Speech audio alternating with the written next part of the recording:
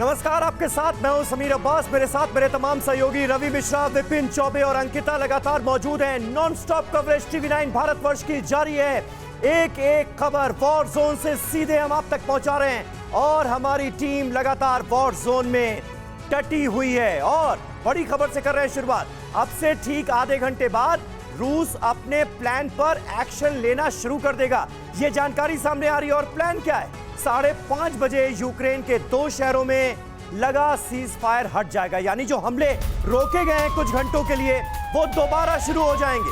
रूस ने दिया था मारियोपोल और वोल्नोवा में लोगों को निकलने का रास्ता, एक सेफ पैसेज देने की कोशिश की गई थी हमले रोकने के बाद। इंटरनेशनल दबाव के बीच रूस ने दिया था लोगों को बाहर निकलने का रास्ता। 5:30 बजे के बाद दोनों शहरों पर कब्जे की कोशिश होगी, यानी एक बार फिर हमलों का सिलसिला शुरू होने वाला है।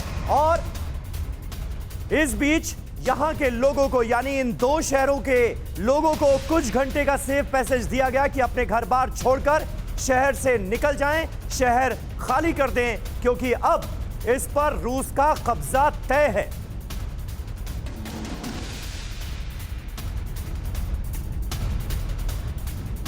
और देखिए, रूस ने 5.5 घंटे के लिए मारियोपोल और वोल्नोवा में सीज फायर का ऐलान किया, यानी कि अब से थोड़ी देर बाद एक बार फिर से कोशिश होगी इन शहरों पर टोटल कंट्रोल की। और ये जो समय था, ये जो बीच का गैप था, वो इसलिए दिया था ताकि एक ग्रीन कॉरिडोर तैयार हो सके और जो लोग फंसे हुए हैं, जो लोग इन शहरों से निकलना चाहते हैं समीर, वो निकलकर वहां से सेफली हट सके, ताकि इस लड़ाई में कोई कोलैटरल डैमेज ना हो सके। बिल्कुल, और कहीं ना कहीं रूस ये दिखाना भी चाहता है विपिन कि दुनिया के सामने ये जो इमेज जा रही है, ये जो तस्वीर सामने आ रही है रूस की, कि देखिए वहां पर मानवता के ऊपर त्रासदी बड़ी टूटी हुई है और लोगों की जानें जा रही हैं, आम सिविलियंस की जानें जा रही हैं। तो रूस इस प्लान के जरिए ये बताने की कोशिश भी कर रहा है कि देखिए मानवता के पहलू को हमने दरकिनार नहीं किया है। जो आम सिविलियंस हैं उनको सेफ पैसेज दिया जा रहा है कि वक्त रहते अपना शहर छोड़ दें और उसके बाद हम हमले दोबारा शुरू करेंगे।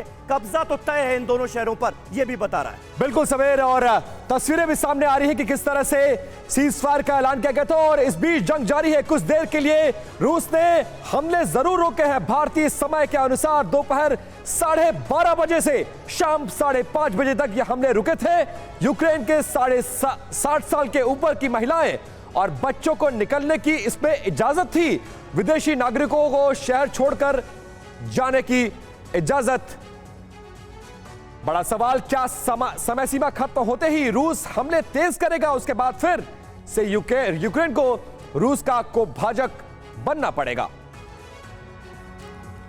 तो आपको बता दें कि सेफ पैसेज देने की कोशिश हो रही है रशिया की ओर से। कुछ देर के लिए रूस ने हमले रोक दिए हैं। यूक्रेन को एक सेफ पैसेज, वहां के नागरिकों को सेफ पैसेज देने की कोशिश की गई थी। दोपहर 12:30 बजे से शाम 5:30 बजे तक हमले रुके हुए थे। समय सीमा के बाद रूस मचा सकता है बड़ी तबाही, इस वक्त का ये बड़ा सवाल। समीर, बिल्कुल, और लगातार ये कहा जा रहा था कि रूस यूक्रेन के तमाम शहरों में बर्बादी और कहर ढा रहा है, जिसमें आम सिविलियंस की, आम नागरिकों की भी जानें जा रही हैं और बड़े पैमाने पर जो सिविलियंस हैं वो हताहत हो रहे हैं। यूक्रेन की तरफ से लगातार देखिए अंकिता, ये दावा किया गया कि हमारे आम नागरिकों की जान जा रही है। रूस बमबारी कर रहा है न सिर्फ सैन्य ठिकानों पर, बल्कि सिविलियन इलाकों को भी निशाना बनाया जा रहा है। और आज ये प्लान रूस का सामने आया, जिसमें सीधे तौर पर 2 शहरों के लोगों को मोहलत दी गई। कुछ घंटों तक हमले को रोका गया और कहा गया कि आप शहर छोड़कर जा सकते हैं, ये आपके लिए आखिरी मौका है। लेकिन साथ ही साथ रूस ये बताता हुआ भी नजर आ रहा है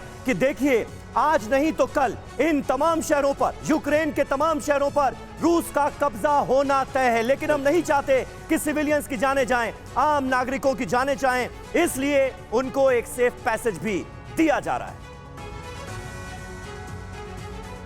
रूस के तेज होते हमलों के कारण यूक्रेन के हालात हर दिन खराब होते जा रहे हैं। रूसी सेना अब यूक्रेनियन आर्मी के अलावा आम लोगों को भी निशाना बना रही है।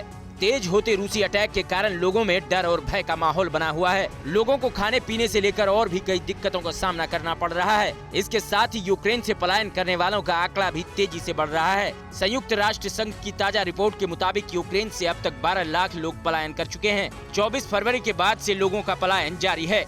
आंकड़ों पर गौर करें तो अब तक पोलैंड 6,50,000 से ज्यादा शरणार्थी पहुंच चुके हैं।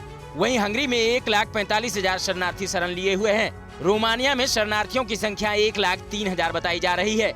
वहीं स्लोवाकिया 90,000 लोग पलायन करके पहुंचे हैं। इस बीच संयुक्त राष्ट्र सुरक्षा परिषद की ओर से रूसी हमलों से पैदा हुए मानवीय संकट को लेकर इमरजेंसी बैठक बुलाई गई है। यूएनएससी की ये बैठक सोमवार को होगी। न्यूज एजेंसी एएफपी के मुताबिक राजनयिकों ने शुक्रवार को कहा कि यूएनएससी यूक्रेन में रूसी आक्रमण की वजह से वहां पैदा मानवीय संकट पर सोमवार को एक आपात बैठक करेगी। यह बैठक मैक्सिको और फ्रांस द्वारा प्रस्तावित की गई है।